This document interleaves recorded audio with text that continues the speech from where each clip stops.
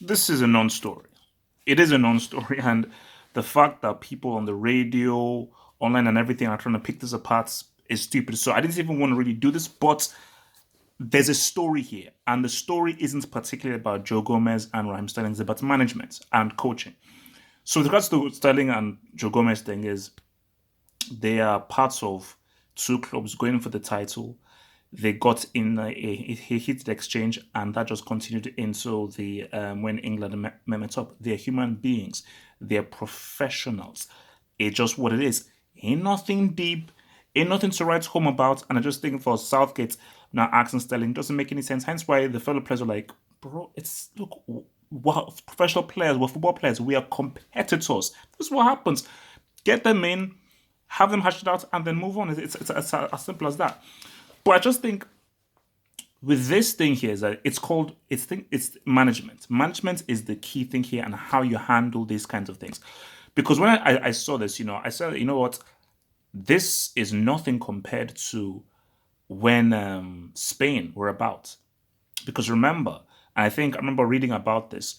The Barcelona Real Madrid rivalry was extremely fierce.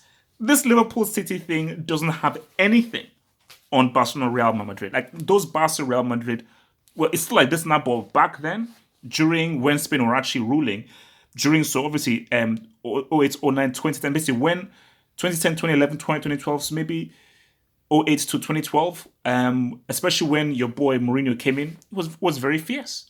And they even admitted that, that was a cause of tension within the team because what that rivalry naturally spilled over into the team. But somehow Del Bosque was able to bring guys together, and his job was far more harder than the stuff here.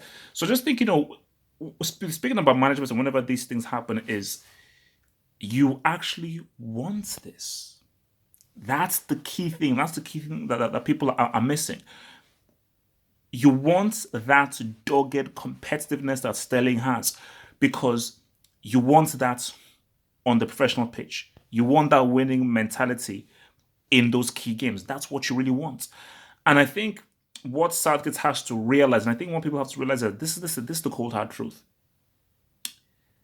The club game for these professional players, okay, see, it's complex. If you're Italian or you're German, the national team is the be all and end all. It's the be all and end all. If you're Spanish, English, Belgian, yeah, it's important. You like to, but that club thing is really where it's at. That club thing is really where it's at. But I just think, especially when you just look at specifically for like, you look at Brazil, you look at Italy, you look at Germany. Well, the guys who've been very successful. You look at those guys, and obviously some other countries, but those guys specifically, the national team game is always going to be huge. So whenever they put on that shirt, boom, it's going to be huge. Does Sterling rank his work for England above what he's doing with Man City, specifically Pep Guardiola? Does Sterling care as much for England as he does for Man City? Does I'm just trying to think of a name. John Stones. Let's bring in John Stones. Does John Stones really care more about England than he does for Man City? Let's even go even deeper. Look at the club's fans. Many club fans have said, bro, I don't want my player being injured. I don't want my player being injured because if he gets injured for my on international duty, it's going to mess up stuff that's happening with my club. So you actually have fans who are praying that the player doesn't get injured, or they even want them to be sent out as well. So that's something that Southgate just has to accept that, especially with what is happening in the Premier League and what Liverpool and City are doing, a new rivalry is brewing, and Pep Guardiola instills incredible competitiveness in his players, which is what I like. I like. So people that says, "Oh, you always hate Pep," I like that he wants his players to really win. He wants his players to give 150%, and he expects only the highest level every single time on a consistent basis for his guys. I love that. I think that is great, and I think that should be applauded. So I just think that when you're handling these affairs, You've got to look at the bigger picture here. You want discipline. As a manager, you want discipline and you want there to be the right kind of harmony, but respect for one another within the team.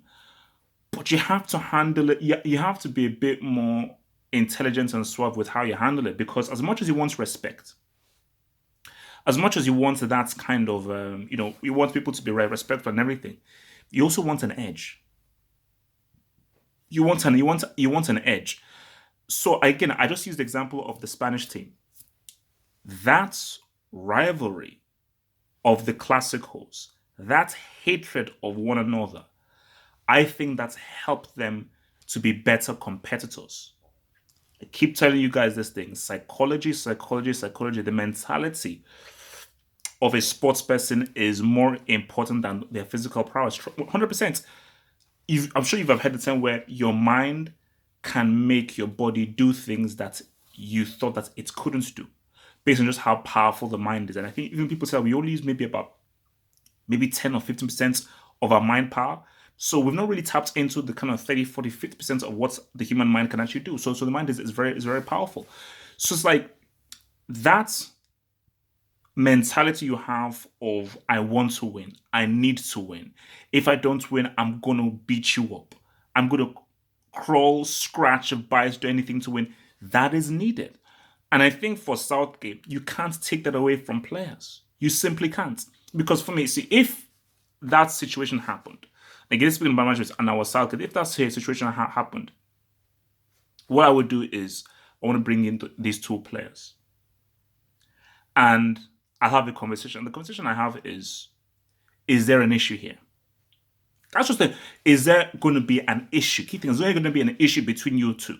So cashing and everything. But then I will make the point that I don't want you to lose your edge. And this I said this in private because you can't say this in public, or maybe you could, but I will say something that I don't want you guys to lose your edge. I love that you guys got into a fight there. I say Rahim, I love how much you cared during that game at Anfield because I need that for this team. I need it that passion you have for Man City, that willingness to be the bad guy where you actually want to piss off opposing fans. I need that for this team because that is what is going to give us an edge in a game against a France, a Belgium, a Germany, also so forth, because we expect ourselves to be in a last 16, in a final 8, and for England to really just get that. All you always need is inches. To get that edge, you need the winning mentality because trust me, the reason why England lose to a Spain or a Portugal or an Italy isn't just purely on talent.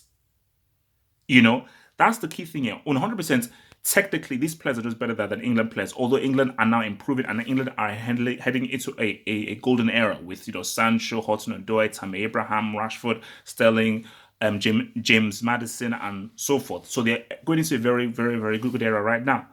But I just think, like, even for so many years, it's like, okay, what was it that was missing? Yes, they were technically better. For so many years, technically, the Spanish guys, the Portuguese guys were better. And maybe this for another video of like why are they better. It starts from how you teach guys to play football to enjoy it rather than football to win when they're very young. But beyond that, it's the desire. It's the desire. It's the passion.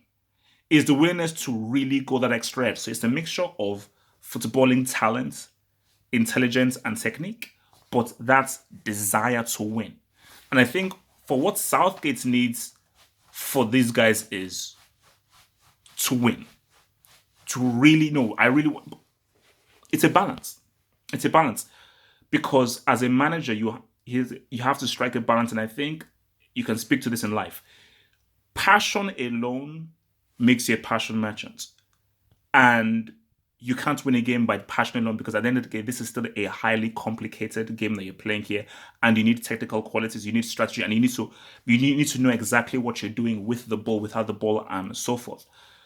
Now, technicalities alone will get you far, but won't win you the trophy. It won't. Maradona will tell you this. It won't win you a trophy because you will always lose to that team that wants it more in a final. And Who does it speak to? Technicality alone, talent alone won't win you a trophy. Which team am I talking about when I say that? Yep, Holland, Netherlands. That has always been their problem. The Cruyff era, the Hullet era, the Dennis Beckham, Kluivert era, the Robin Snyder era. So many of these teams, they should have won a World Cup because these are some of the greatest players that has ever seen. Some of the greatest teams we've ever seen.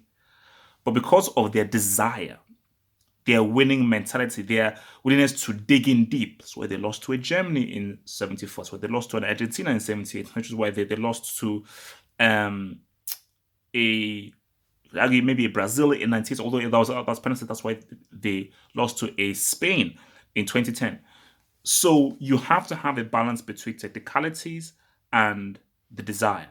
I think for England, they're heading into the point where they're really heading into the technicality. I didn't even mention Loftus Cheek, where next 2 years, maybe Euro 2020, but in the next World Cup, England will have an extremely good team, and England will probably have their best offensive team they've ever had in their history. In the next World Cup, England will have their best offensive team ever because you're going to have a bunch of guys who are 23, 24, 25, 26, so forth.